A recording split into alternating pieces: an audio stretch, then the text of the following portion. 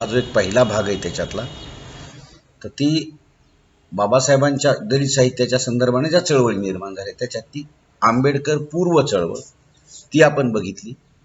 आता आंबेडकर कालखंडातील चळवळ, आंबेडकरी चळवळ ही कशी उदयाला आली आणि तिचा काय इतिहास आहे.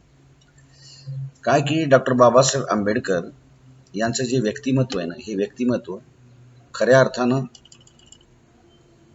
एक क्रांतिकारी विचार कार्याचं व्यक्तिमत्व आहे असं आपल्याला म्हणतात. कारण बाबासाहेब हे त्यांच्या तत्वज्ञानामुळं, त्यांच्या कार्यामुळं जगाला माहिती आहे. जसं गांधीजींचं तत्वज्ञान, गांधीजींचं कार्य हे जगाला माहिती, त्याच्यामुळे ते प्रसिद्ध झाले. तसं बाबासाहेब हे या त्यांच्या कार्यामुळं जगभर प्रसिद्ध आहेत. आणि बाबासाहेबांच्या या विचाराचीच प्रेरणा घेऊन इतर दलित चळवळी ज्या आहेत त्या निर्माण झालेल्या पाहायला मिळतात. म्हणून बाबासाहेबांनी केलेल्या कार्याचा जर विचार केला तर आपणाला त्यांच्या जन्मापासून त्यांच्या मृत्यूपर्यंत त्यांनी ज्या ज्या चळवळींना योगदान दिलं किंवा ज्या ज्या आंदोलनं जी केली त्याचा विचार या कालखंडामध्ये येतो. त्यांचा जन्म वगैरे ह्या सगळ्या गोष्टी ह्या सगळ्या टाळून मी बाबासाहेबांना जे त्यांनी योगदान दिलेलं या चळवळीच्या संदर्भातलं किंवा त्यांच्या कार्यानं प्रभावित होऊन इतरांनी ज्या चळवळी उभ्या केल्या त्या गोष्टींचा विचार इथं आपल्याला करायचा आहे. ब्रिटिशांनी काय केलं की 27 जानेवारी 1919 साली एक साऊथ बरो नावाचं मतदानाचं कमिशन नेमलं आणि त्या कमिशनच्या समोर अस्पृश्यांच्या न्याय हक्कासाठी बाबासाहेबांनी एक निवेदनाच्या माध्यमातून मांडणी केली की हे कसं असायला पाहिजे.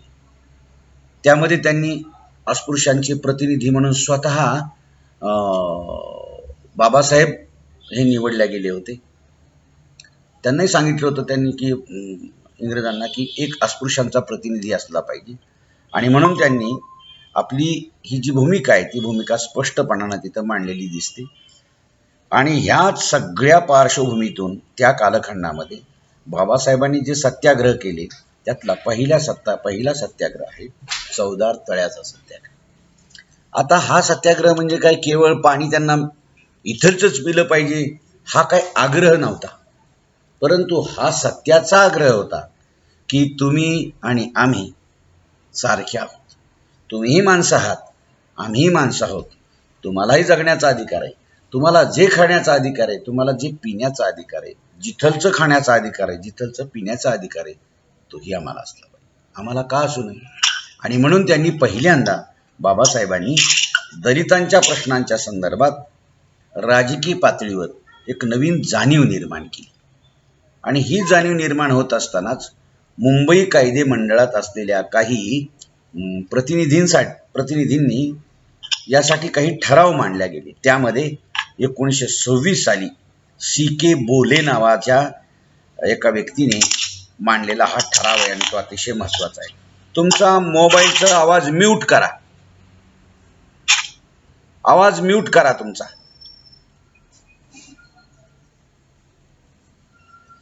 आता हा ठराव काय होता तर सार्वजनिक ठिकाणी म्हणजे न्यायालय असतील, शाळा असतील, पानवटे असतील, बाजार असेल, या ठिकाणी अस्पृश्यांना जी बंदी घातलेली ती बंदी उठवल्या गेली पाहिजे.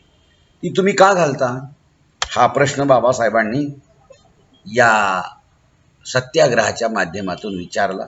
आणि म्हणून स्पृश्य अस्पृश्य हा भेदभाव यावरील ठिकाणी आपण का बाळगत आहात तो बाळगू नये, तो तसा पाळला जाऊ नये. आणि म्हणून हा ठराव त्यांनी केला गेला. याला इंग्रजांच्या या ब्रिटिशांच्या कायदेमंडळामध्ये त्याची तरतूदही झाली आणि तसं त्याला ठराव पासही झाला. आणि मग त्या आधारानेच बाबासाहेबांनी चवदार तळ्याचा सत्याग्रह केला. केवळ उठले आणि रस्ता रोको केला असं आंदोलन होत नसतात. त्या आंदोलनासाठी खालच्या पातळीवरून वरच्या पातळीपर्यंत वेगवेगळ्या माध्यमातून वेगवेगळी कागदपत्र, वेगवेगळ्या मान्यता आणि मग ते संसदेमध्ये आंबेडकर विद्यापीठाच्या म्हणजे मराठवाडा विद्यापीठाच्या नामांतराचा सुद्धा ठराव आधी संसदेनं पास केला होता. आणि म्हणून त्याच्यासाठी आंदोलन उभा राहिले. जर पास करून का मिळत नाही का. आणि म्हणून बाबासाहेबांनी हे लक्षात घेऊनच ह्या ठरावाच्या आधारानंच महाड नगरपालिकेत देखील चौदार तळ्याचा हा ठराव, अस्पृश्यांना खुलं केलं पाहिजे, हा ठराव केला गेला. पण महाडमधले जे काही सवर्ण आहेत, स्वतःला काही उच्चवर्णीय समजतात, या हिंदू लोकांनी काय केलं की याला प्रचंड कडाडून असा विरोध केला. आणि हा विरोध केल्यानंतर बाबासाहेबांनी त्याच्या विरोधात बहिष्कृत हितकारिणी सभेच्या माध्यमातून 19 व 20 मार्च 1927 रोजी त्यांनी एक परिषद घेतली आणि त्यामध्ये हजारो दलित सहभागी झाले होते. आणि शेवटच्या दिवशी बाबासाहेबांनी या हजारो दलित स्त्री पुरुषांच्या समोर त्या स्त्री पुरुषांनी चौदार तळ्यावर उतरायचं आणि पाणी प्यायचं. आणि हे पाणी प्यायचं तर ते सामाजिक लढ्यासाठी. आणि बाबासाहेब आंबेडकरांनी हा सगळ्यात मोठा सामाजिक लढा उभारला. सत्याचा आग्रह म्हणजे सत्याग्रह हा बाबासाहेबांनी केला. आणि म्हणून चौदार तळ्याचा सत्याग्रह केल्यानंतर ते जे बाबासाहेबांनी परिषद बोलवली होती ना, की 19 आणि 20 मार्च 1927 रोजी हितकारिणीच्या माध्यमातून एक सभा भरवण्यात आली होती. आणि त्या सभेच्या ठिकाणी बाबासाहेबांनी मग हे असं आलेल्या दलित स्त्री पुरुषांना चौदार तळ्याचं पाणी प्यायला लावलं आणि तिथून तो सत्याग्रह सुरू झाला. आणि त्यानंतर या चौदार तळ्याच्या सत्याग्रहासाठी आलेले जे स्त्री पुरुष दलित वगैरे आहेत, या परिषदेसाठी आलेले त्या लोकांवर त्या महाडमधल्या सनातनी, स्वतःला हिंदू म्हणून उच्चवर्णीय समजणाऱ्या लोकांनी या लोकांवर हल्ला केला चौदार तळ्याच्या 19 ते 20 मार्चच्या दरम्यान. आणि म्हणून जाळपोळ केली त्यांनी चौदार तळ्याला. हे दलितांनी चौदार तळ्याचं पाणी बाटवलं म्हणून त्याचं शुद्धीकरण करण्यासाठी तिथं अभिषेक केला, त्या पाण्याचं पावित्र्यकरण केलं, असाही त्यांनी विधी केला. आणि अस्पृश्यांना इथं यायला बंदी घातली. म्हणून त्या चौदार तळ्याच्या भोवती हे सगळे लोक मग हे स्वतःला सवर्ण किंवा हिंदू बनवणारे जगले आणि तिथं लोकांना येऊ देत नसलं. आणि ह्या सवर्ण हिंदूंनी एवढ्यावरच थांबले नाहीत, तर त्यांनी सांगितलं, इंग्रज सरकार होतं ना तेव्हा, तर त्यांना सांगितलं की तुम्ही हस्तक्षेप करायचा नाही मध्ये, हेही ठणकावून सांगितलं. आणि बाबासाहेबांनी या सगळ्यांचा विरोध केला. एवढंच नाही तर बाबासाहेबांनी पुन्हा परिषद घेण्याचा आग्रह केला, तसा ठराव केला. पण त्या महाडच्या नगरपालिकेनं मात्र हा ठराव फेटाळून लावला, त्यांना सहकार्य केलं नाही. उलट या महाडच्या नगर परिषदेनं सवर्णांचीच बाजू उचलून धरली. हे बाबासाहेबांनी इतकं मोठं आंदोलन केल्यानंतर सवर्ण एकत्र येऊन या आंदोलनाला नामोहरम करण्याचा प्रयत्न करत होते, तरी बाबासाहेबांनी ते थांबले नाहीत. आणि म्हणून चौदार तळ्याच्या निमित्तानं आपल्याला लक्षात येतं की हा सरळ सामाजिक संघर्ष आहे दोन वर्णांमधला. एक स्वतःला उच्च म्हणवणारे आणि ज्यांनी त्या उच्चांनी ज्यांना शूद्र म्हटलं, अशा दोन समाजाचा हा संघर्ष होता.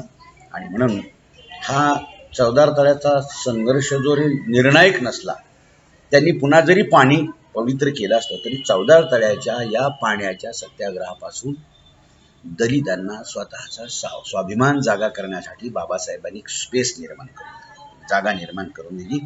आणि म्हणून चौदार तळ्याच्या निमित्तानंच पुन्हा सर्व दलित एकत्र येऊ लागले आणि आपल्यावर लादलेल्या अस्पृश्यतेच्या या सगळ्या पारंपरिक गोष्टींना ते विरोध करू लागले. आणि एवढंच नाही तर एकसंघपणे ते आवाज उठवू लागले, सगळे दलित समाज, ज्या मनुस्मृतीच्या आधारानं जातीच्या उतरंडी निर्माण केल्या. काल एका ठिकाणी तुम्ही बघितलं असेल तर त्या शोषितांची किंवा ह्या विद्रोही लोकांची काहीतरी कार्यक्रम काल होता, तिथं एक उतरंड रचलेली असते, ब्राह्मण, क्षत्रिय, वैश्य, शूद्र, ती उतरंडच फोडायची प्रतिकात्मक, की ही जात वर्ण व्यवस्था सगळी संपुष्टात आली पाहिजे या अर्थाने. आणि म्हणून बाबासाहेबांनी काय सांगितलं की ह्या मनुस्मृतीच्या आधारानं या जातीच्या उतरंडी निर्माण केलेल्या आहेत. मनुस्मृतीनंच गुलामगिरीत आपणाला लोटलेलं आहे. आणि म्हणून या चौदार तळ्याच्या सत्याग्रहाच्या वेळेला बाबासाहेबांनी मनुस्मृतीचं दहन करायचं ठरवलं. आणि ही ऐतिहासिक घटना होती, त्याचं दहनही झालं. ही खऱ्या अर्थानं इतिहासाला नोंद घेण्यासारखी घटना होती. यामध्ये केवळ दलित समुदायच नव्हता, तर या कार्यक्रमाला दलितेतर सुद्धा काही समुदाय सहभागी झाला, की ज्याला खरंच वाटतं की स्त्रियावर अन्याय होतोय, शूद्रावर अन्याय होतो, तोही आपल्याच सारखा आहे, पण त्याला न्याय हक्क मिळत नाही, अशा सगळ्या लोकांना ज्यांना ज्यांना वाटलं ते बाबासाहेबांच्या बाजूने उभं राहिले. आणि हे विशेष म्हणजे बघा की आज माणसं आंदोलनाला मोर्चाला निघतात, स्त्रियांची संख्या कमी असते, पण बाबासाहेबांच्या आंदोलनामध्ये विशेषत्वानं दलित स्त्रियांची संख्या प्रचंड होती. आणि म्हणून हे चवदार तळ्याचा सत्याग्रह खऱ्या अर्थानं एक समतेचं रणशिंग फुंकणारा होता असं म्हणता येतं.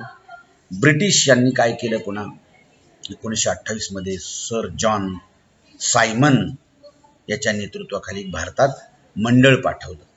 तुम्हाला माहीत असेल तर बॅक टू दी सायमन असं गांधीजींचा एक नारा होता. सायमन परत जा, हेच ते सायमन. सर जॉन सायमन याच्या नेतृत्वाखाली एक मंडळ स्थापन केलं गेलं, भारतात ते पाठवलं गेलं.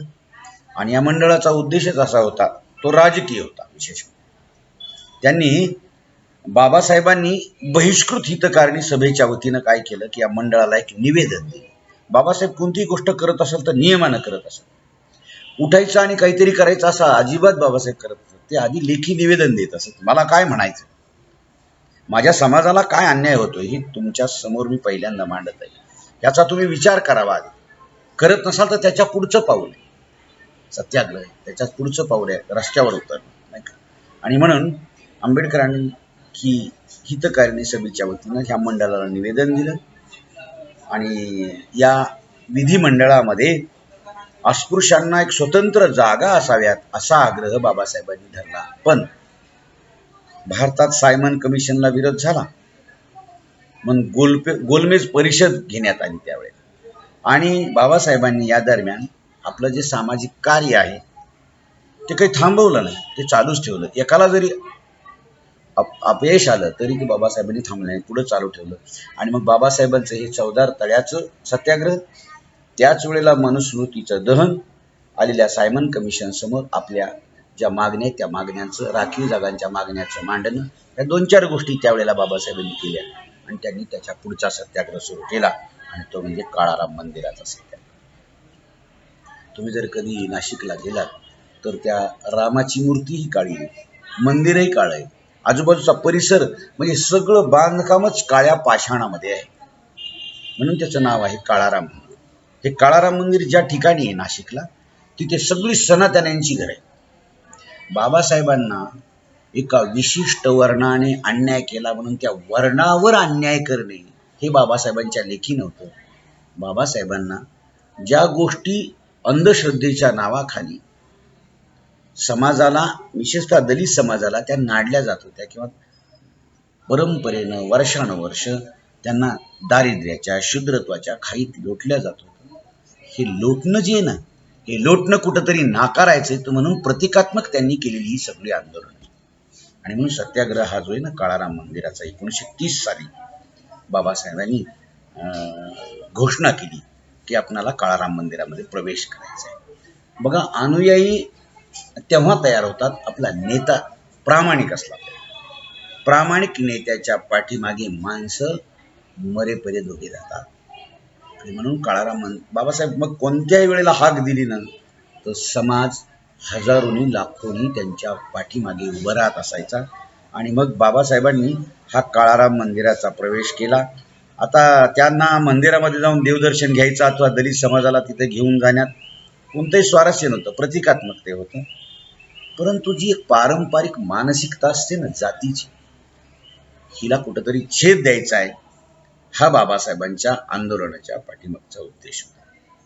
आणि म्हणून काळाराम मंदिर प्रवेशासंदर्भात मागचा अनुभव होता त्यांना, चवदार तळ्याचा लाठी हल्ला किंवा हल्ला केला, म्हणून त्यांनी रीतसर या मंदिराच्या प्रवेशाच्या संदर्भात त्यावेळेसच्या संदर्भात दादासाहेब गायकवाड हे बाबासाहेबांचे प्रमुख शिलेदार होते, त्यांनी रितसर पत्र केलं इंग्रजांना.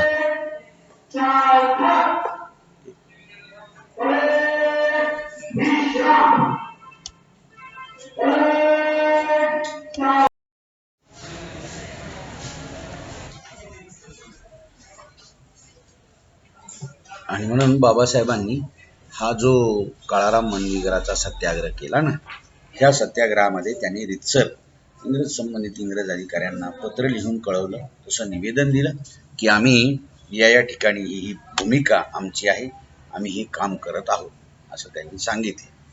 आणि त्याची दखल घेऊन मग बाबासाहेबांनी त्या मंदिरामध्ये प्रवेश करण्याचं ठरवलं. प्रवेश केला. नाशिकच्या सनातनी, तुम्ही जर त्या परिसरात बघितलं तर नाशिकचं तिथे एक घाट आहे, त्या घाटाच्याच बाजूला हे आहे, तिथेच सीतेची एक कुटी आहे आणि बाजूला शूर्पणखेचं ते नाक कापलेली ठिकाणं वगैरे. हे नाशिकला दर 12 वर्षांनी कुंभमेळा भरतो, तर त्या ठिकाणी हे सगळे सनातनी विचारसरणीचे जे लोक आहेत, तर त्यांच्यासाठी बाबासाहेबांनी हे आंदोलन त्याच परिसरात जाऊन केलं, जाणीवपूर्वक केलं. आणि केवळ हे परंपरेनं आमच्यावर लादलेलं तुच्छतेचं, जिनं आम्हाला तुम्ही मंदिर प्रवेशाचं हे जे नकार दर्शवतात ते बरोबर नाही, आणि हे सांगण्यासाठी बाबासाहेबांनी ते आंदोलन केलं. आणि मग बाबासाहेबांनी काय केलं की दादासाहेब गायकवाड म्हणून त्यांचे प्रमुख शिलेदार होते, त्यांच्याशी या आंदोलनाच्या संदर्भात चर्चा केली बाबासाहेबांनी. आणि त्यांनी असं ठरवलं की 2 मार्च 1930 रोजी या सत्याग्रहाला सुरुवात केली. आणि या सत्याग्रहाच्या संदर्भानं बाबासाहेबांनी या सगळ्या लोकांच्या समोर ते सांगतात की आज आपण मंदिरात प्रवेश करणार आहोत. बाबासाहेब म्हणतात 2 मार्च, लक्षात ठेवा, आपण प्रवेश करणार आहोत. आता प्रवेश करणार आहोत म्हणजे काय करणार आहोत? आपणाला काय मंदिरात प्रवेश केल्यामुळं आपल्या जीवनातले सगळे प्रश्न सुटणार आहेत असं नाही. आपले प्रश्न राजकीय आहेत, सामाजिक आहेत, धार्मिक आहेत, आर्थिक आहेत, शैक्षणिक प्रश्न आहेत. एवढे सगळे प्रश्न आहेत. ते प्रश्न सोडून मी केवळ मंदिराचाच प्रश्न घेऊन तुमच्या समोर आलेलो आहे असं नाही. पण काळाराम मंदिरात प्रवेश करणं म्हणजे हिंदू मनाला केलेलं एक आव्हान आहे. उच्चवर्गीय जे हिंदू आहेत त्यांनी आपल्याला आपल्या हक्कापासून अनेक पिढ्यानपिढ्या दूर ठेवलेलं आहे. आता हेच हिंदू आपल्याला आपला मानवी हक्क देतील का, हा प्रश्न या काळाराम मंदिराच्या सत्याग्रहाच्या माध्यमातून मी विचारत आहे. कारण हिंदू जे माणूस आहेत ना, किंवा हिंदू जे मन आहे, ते मन आपणाला मानव म्हणून स्वीकारायला तयार आहे का? ते स्वीकारतात का? गाईला किंवा कुत्र्याला तुकडा टाकणारी लोक, दलितांना उष्टावळ देणारी लोक ही कशी काय बरोबरी करू शकतात? गाईला चतकोर तुकडा घालून पाया पडणारी संस्कृती इथलची, आणि तिकडं फेकून अन्न देणारी संस्कृती. आपल्याला मानानं कधी खायला मिळेल का चतकोर भाकर? हे आपल्याला आपले हक्क देणार नाही. आणि म्हणून बाबासाहेब म्हणतात की या सत्याग्रहाच्या माध्यमातून ते जर आपल्याला खरंच देणार असतील तर या सत्याग्रहाच्या माध्यमातून त्याची पडताळणी मला करता येईल. आणि म्हणून आपल्या अनुयायांना सत्याग्रहाचं महत्त्व बाबासाहेबांनी त्यावेळेला सांगितलं. आता ह्याचं फलित काय आहे ते म्हणतात बाबासाहेब, तर हजारो वर्षापासून जे लोक या सत्याग्रहात सामील झालेले, हजारो वर्षापासून हजारो लोक या सत्याग्रहात सामील झालेले आहेत. आणि ते नियोजित पद्धतीनं हे आंदोलन आपलं सुरू आहे. सवर्ण लोकांनी आपली विषमतावादी जी मानसिकता आहे ती दाखवलेली आहे. आणि ही सत्याग्रहाच्या वेळी कदाचित आपल्यावर असाच हल्ला होऊ शकतो, चौदार तळ्यासारखा. आणि मग तिथेही दगडफेक झाली बाबासाहेबांच्या आंदोलनाच्या वेळेला. त्यामध्ये अनेकांना इजा झाल्या. बाबासाहेबांनी या सगळ्या घटनेची तक्रार संबंधित ब्रिटिश सरकारकडे केली. नाशिकमध्ये मग काय झालं, दलितावर बहिष्कार घालण्यात आला. बघा, आंदोलनं केली, पुढं आलं की सगळे सवर्ण एकत्र येऊन त्यांनाच नामोहरम करत असत. पण बाबासाहेब खचले नाही, हरले नाही. त्यांनी आपला लढा आयुष्याच्या शेवटच्या क्षणापर्यंत चालू ठेवला. आणि म्हणून आंबेडकरी चळवळीचा इतिहास पाहत असताना या सत्याग्रहाला विशेष महत्व आहे. कोणत्याही चळवळी केवळ वळवळ करणाऱ्या माणसांमुळे टिकून राहत नाही, तर चळवळी ह्या सत्याचा आग्रह धरून सत्याच्या वाटेवर सर्वसामान्याला आपला हा नेता आहे आणि खरोखरच आपल्या उद्धारासाठी काहीतरी करतोय असं वाटत असतं आणि त्याचा तेवढा विश्वास आपल्या जनतेप्रती असतो, तो तसा देत असतो, तोच नेता ठरत असतो आणि त्याने केलेली कोणतीही कृती ही समाजाच्या भल्यासाठी असते आणि ती बाबासाहेबांनी केली. आणि म्हणून ह्या चळवळींना बाबासाहेबांनी उभा केलेल्या चळवळीच्या माध्यमातूनच दलित साहित्य हे निर्माण झालेले किंवा दलितांना साहित्य निर्मिती करत असताना या चळवळीचा आधार वाटलेला आहे. ही अशी एक बाबासाहेब आंबेडकरांच्या चळवळीच्या संदर्भात आपल्याला त्याचा इतिहास पाहता येतो. त्याच्यानंतरचं गोलमेज परिषद आहे, पुणे करार आहे, या सगळ्या गोष्टी मी तुम्हाला नोट्सच्या माध्यमातून पाठवतो. नंतर त्यांनी एका स्वतंत्र मजूर पक्षाची स्थापना केली बाबासाहेबांनी. नंतर शेड्यूल कास्ट फेडरेशन निर्माण झालं. त्याच्यानंतर भारतीय संविधानाची निर्मिती केली बाबासाहेबांनी आणि हे सगळे आणि नंतर धम्मक्रांती झाली. बाबासाहेबांनी धर्मांतर केलं ना 1956 साली. या इतकर बाबासाहेबांच्या कालखंडात त्यांनी केलेल्या कामाची जी भूमिका आहे ती दलित साहित्यिकांनी लक्षात घेतली. म्हणून त्यांच्या कार्यानं बाबासाहेबांच्या एवढ्या मोठ्या डोंगरा एवढ्या हिमालया एवढ्या कार्यानं ही लोक त्यांच्या साहित्य लिहिताना ह्या कार्याच्यामुळे भारावली. ही प्रेरणा त्यांच्या त्या लेखनाच्या मागची. म्हणून आंबेडकरी चळवळ सुद्धा साहित्य लेखनात, दलित साहित्य लेखनात विशेष महत्त्वाचे असं आपल्याला दिसतं. आपण इथं थांबूयात. त्याच्यानंतर